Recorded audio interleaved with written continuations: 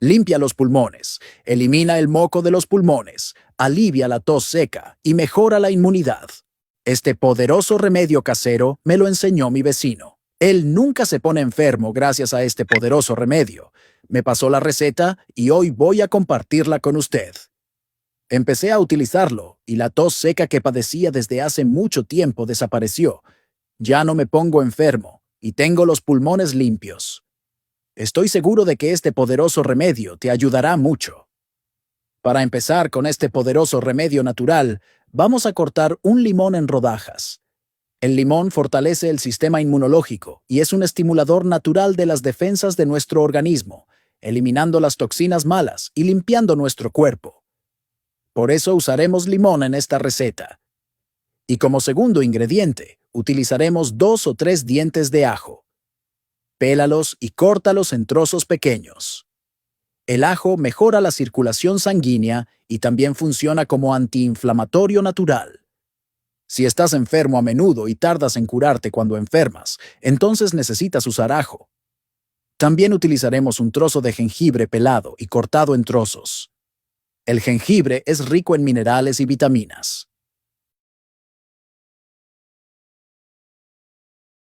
Para nuestro último ingrediente, utilizaremos una cebolla morada. Córtala en rodajas. Las cebollas moradas son mejores que las blancas porque tienen muchos nutrientes y mejoran la función respiratoria. Cuando estés listo, pon todos los ingredientes en una olla. A continuación, añade 500 mililitros de agua filtrada.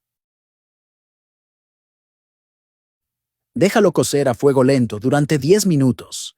Esta potente infusión ayuda a nuestra inmunidad y es excelente para las infecciones respiratorias. Consumir esta infusión hará que tus pulmones estén mucho más sanos. Después de los 10 minutos, apaga el fuego y cuela. Ya está lista para beber. Opcionalmente puedes añadir un poco de miel natural. Un detalle importante es tomarlo una vez a la semana. Es suficiente para obtener todos los beneficios. Mi mamá sufrió mucho de un resfriado y después de tomar este té, se mejoró.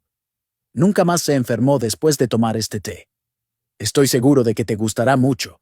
Recordando que este té es un complemento para tu salud, siempre recomiendo que consultes a un médico. Espero que les haya gustado y nos vemos en el próximo video. Que Dios te bendiga.